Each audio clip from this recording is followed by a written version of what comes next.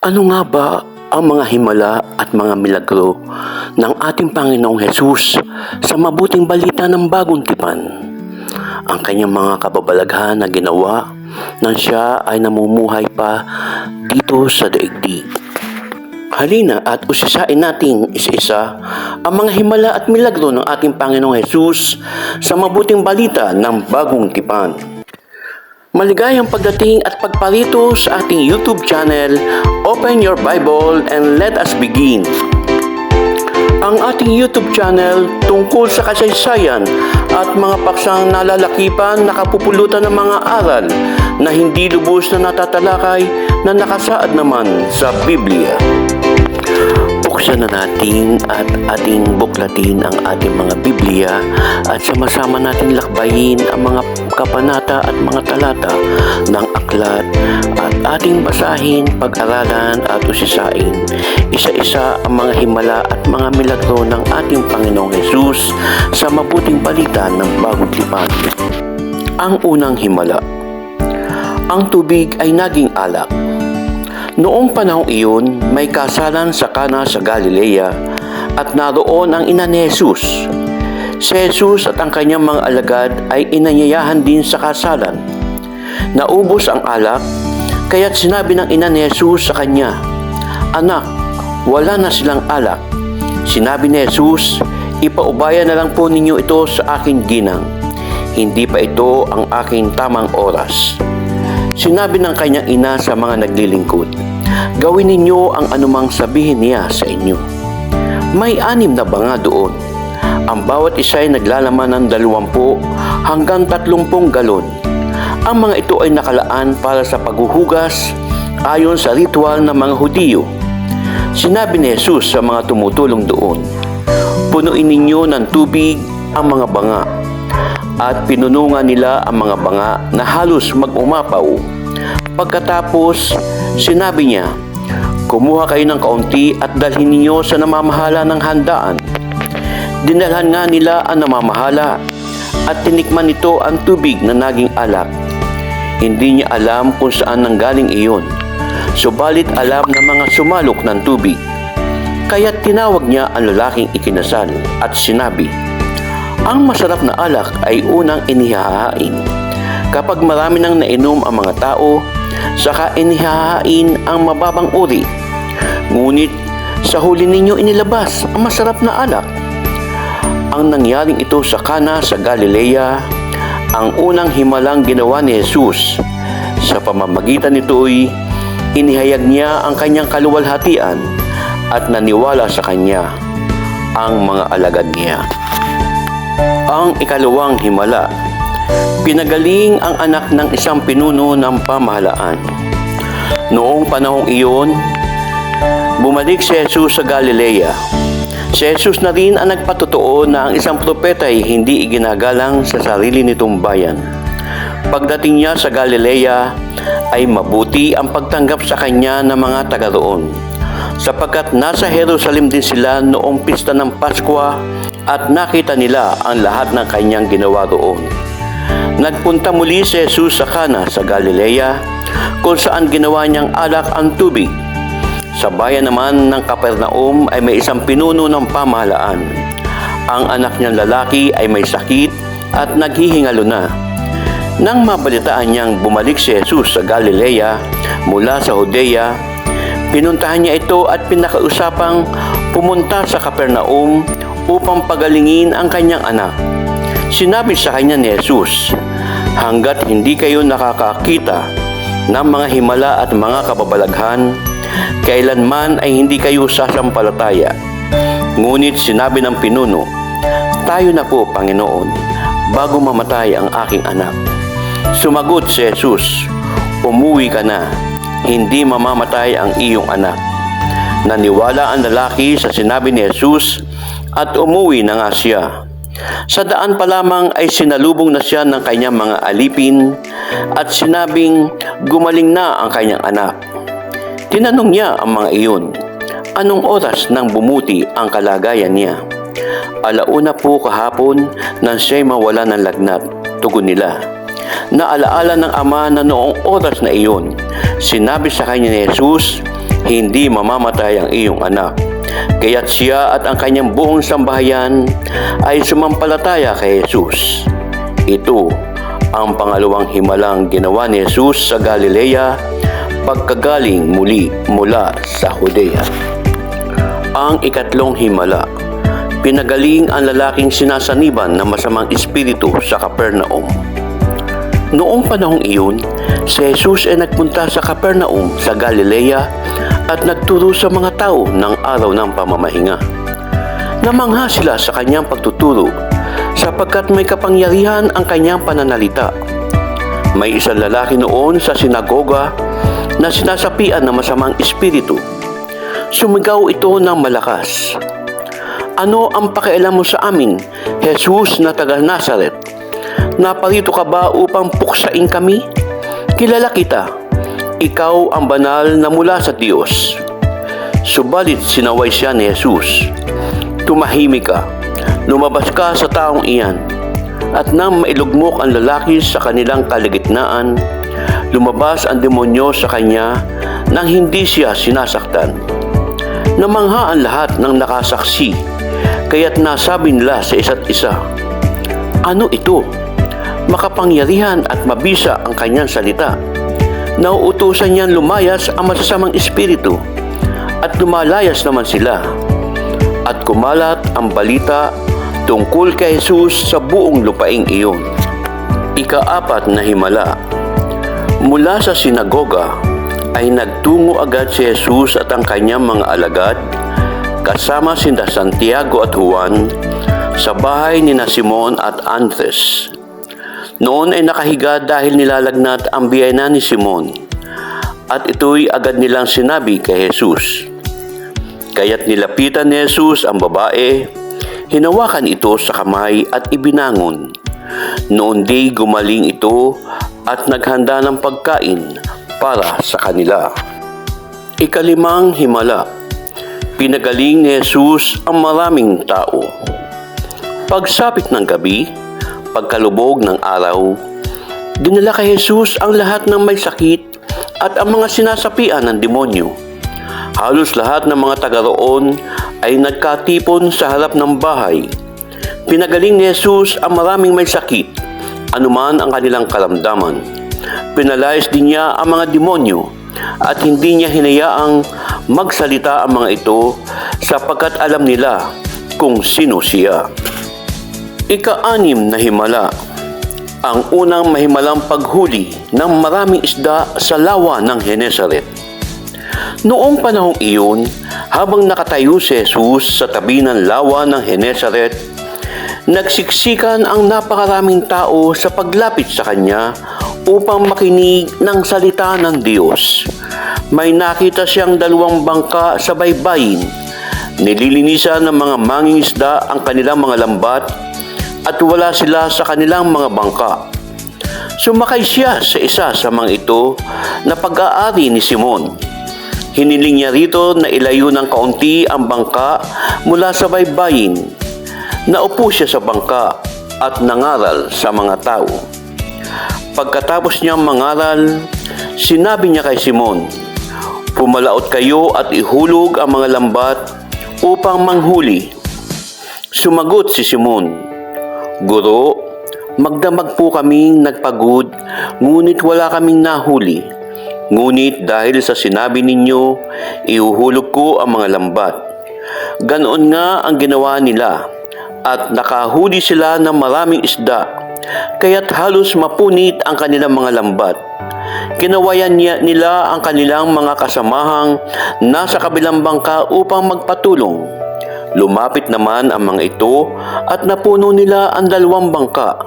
Ano pat halos lumubog ang mga ito. Nang makita iyon ni Simon Pedro, siya ay lumuhod sa harap ni Jesus at sinabi, "Lumayo kayo sa akin, Panginoon, sapagkat ako'y isang makasalanan."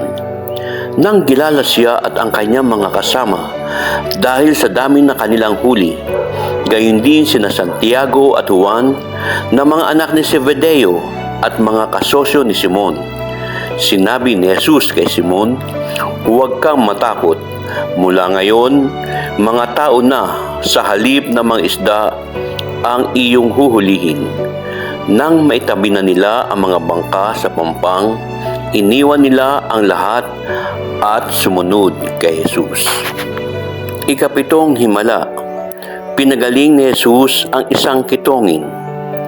Nang si Jesus ay nasa isang bayan, nakita siya ng isang lalaking kitongin.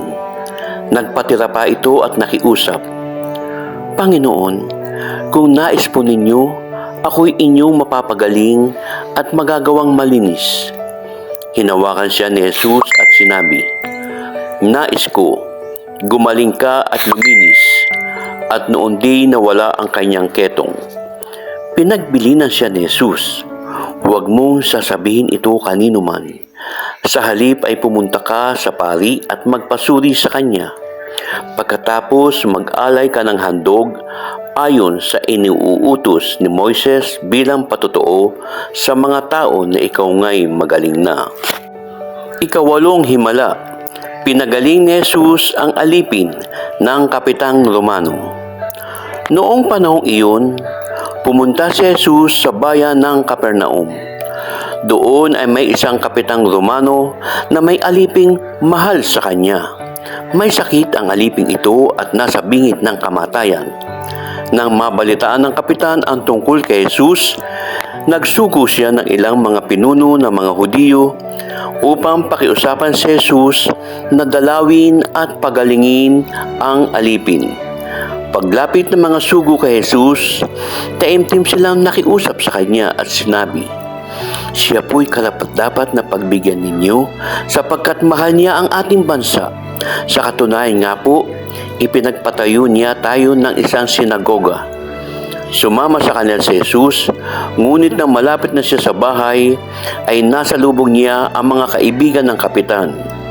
Sila ay sinugo ng kapitan upang ipasabi kay Jesus ang ganito, "Ginoo, huwag na po kayong mag-abala. Hindi po ako karapat-dapat na puntahan pa ninyo sa aking tahanan, ni hindi rin po ako karapat-dapat na humalap sa inyo. Ngunit magsalita lamang po kayo at gagaling na ang aking alipin. Ako po ay nasa ilalim ng mga nakatataas sa akin at may nasasakupan naman akong mga kawal. Kapag sinabi ko sa isa, pumunta ka roon, pumupunta siya, at kapag sinabi ko naman po sa isa, halika, siya lumalapit. Kapag sinabi ko po sa aking alipin, gawin mo ito, ginagawa niya iyon." Namangha si Jesus na marinig ito, kaya't humarap siya sa napakaraming taong sumusunod sa kanya at sinabi, "Kahit sa Israel ay hindi ako nakakita ng ganitong kalaking pananampalataya." Pagbalik nila sa bahay, naharap na ng mga isinugo na magaling na nga ang alipin. Ikasiyam na himala, pinagaling ni Jesus ang isang paralitiko. Minsan, habang si Jesus ay nagtuturo, may mga Pariseo at mga tagapagturo ng kautusan na nakaupo doon. Sila'y galing sa bawat bayan ng Galilea at Judea at sa Jerusalem. Taglay ni Jesus ang kapangyarihan ng Panginoon upang siya'y magpagaling ng mga may sakit. Dumating ang ilang lalaking may dalang isang paralitiko na nakaratay sa higaan. Sinikap nilang makapasok sa bahay upang mailagay ang may sakit sa harapan ni Jesus. Ngunit wala silang madaanan dahil sa dami ng tao. Kaya't umakyat sila sa bubungan. Binakbak ito at ibinaba sa harapan ni Jesus ang paralitikong nasa higaan. Nang makita ni Jesus ang kanilang pananampalataya, sinabi niya sa paralitiko, "Kaibigan, pinapatawad na ang iyong mga kasalanan." Pagkarinig nito'y nag-usap-usap ang mga tagapagturo ng kautusan at mga Pariseo. "Sino itong nagsasalita ng kalapastanganan sa Diyos? Hindi ba't Diyos lamang ang makakapagpatawad ng mga kasalanan?" Palibhasa'y alam ni Jesus ang kanilang pag-uusap. Sinabi niya sa kanila, "Bakit kayo nag-iisip ng ganyan? Alin ba ang mas madaling sabihin? Pinapatawad na ang iyong mga kasalanan o tumayo ka at lumakad? Ngunit upang malaman ninyo na ang anak ng tao ay may kapangyarihan magpatawad ng mga kasalanan dito sa lupa, Sinabi niya sa paralitiko, "Tumayo ka, buhatin mo ang iyong higaan at umuwi ka na." Agad naman tumayo ang lalaki at sa harapan ng lahat ay binuhat niya ang kanyang higaan at umuwing nagpupuri sa Diyos. Nang gilalas ang mga naroroon at nagpuri sila sa Diyos. Sa pagkamangha ay sinabi nila, "Nakakita tayo ngayon ng mga kahangahangang bagay." Ikasampung himala. Pinagaling ang lalaking paralisado ang isang kamay. Noong panahong iyon, muling pumasok si Jesus sa sinagoga.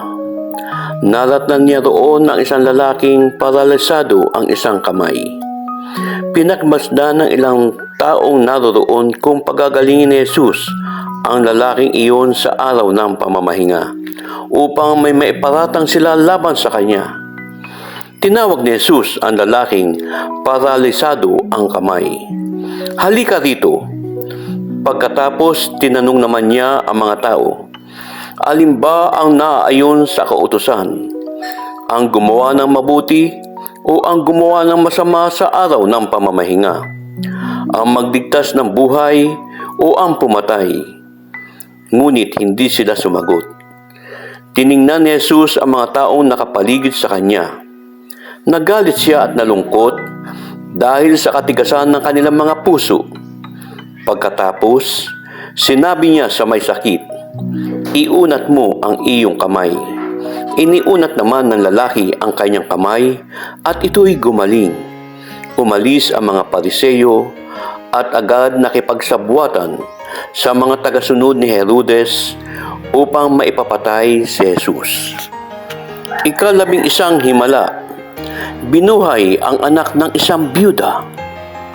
Noong panahong iyon, nagpunta naman si Jesus sa isang bayang tinatawag na Nain. Sumama sa kanya ang mga alagad at ang napakaraming tao.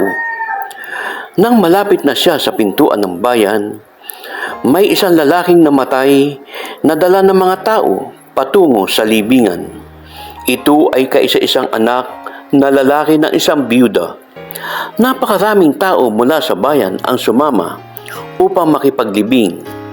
Nahabag ang Panginoon nang kanyang makita ang ina ng namatay, kaya't sinabi niya rito, "Huwag kang umiyak." Nilapitan niya at hinipo ang kabaong at tumigil ang mga may pasa nito. Sinabi niya, "Binata, sinasabi ko sa iyo, bumangon ka." Bumangon ang patay at nagsalita, at siya'y ibinigay ni Jesus sa kanyang ina. Natakot ang lahat at sila'y nagpuri sa Diyos. Sabi nila, "Dumating sa atin ang isang dakilang propeta. Dinalaw ng Diyos ang kanyang bayan." At kumalat sa buong Judea at sa palibot ng lupain ang balitang ito tungkol sa ginawa ni Jesus. Ika-12 himala. Pinatigil ang bagyo.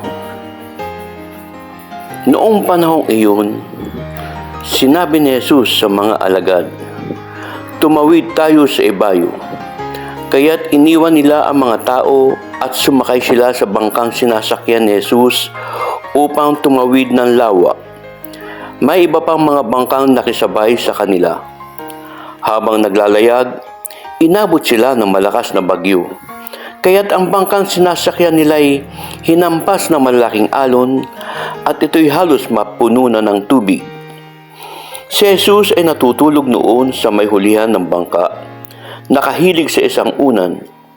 Ginising siya ng mga alagad at sinabi, "Guro, baliwala ba sa inyo kung mapahama kami?" Bumangon si Jesus at sinaway ang hangin. "Tigil!" at sinabi sa lawa, "Tumahimik ka." Tumigil nga ang hangin at tumahimik ang lawa. Pagkatapos sinabi niya sa mga alagad, "Bakit kayo natatakot? Hanggang ngayon ba'y wala pa rin kayong pananampalataya?" Natakot sila ng labis at namangha. Sabi nila sa isa't isa, "Anong klaseng tao ito? Pati hangin at lawa ay sumusunod sa kanya." Ika-13 himala. pinalaya ang 2 Gadareno sa pang-aalipin ng mga demonyo. Noong panahong iyon, nang dumating si Jesus sa kabilang ibayo sa lupain ng mga Gadareno, sinalubong siya ng 2 lalaking sinasapian ng mga demonyo. Sila ay nakatira sa libingan. Napakababangis nila, kaya't walang sinuman ang dumaraan doon. Biglang nagsisigaw ang 2 lalaki, "Ano ang pakialam mo sa amin, anak ng Diyos? Naparito ka ba upang pahirapan kami kahit hindi pa panahon?" Sa dikalayuan ay may malaking kawan ng mga baboy na nagsisikain. Nakiusap sa kanya ang mga demonyo, "Kung palalayasin mo kami, papasukin mo kami sa mga baboy na iyon." Sinabi ni Jesus, "Sige, lumayas kayo." Lumabas nga sila sa 2 lalaki at pumasok sa mga baboy. Ang buong kawan ay biglang tumakbo papunta sa bangin, nahulog sa lawa at nalunod. Nagtakbuhan papuntang bayan ang mga tagapag-alaga ng mga baboy.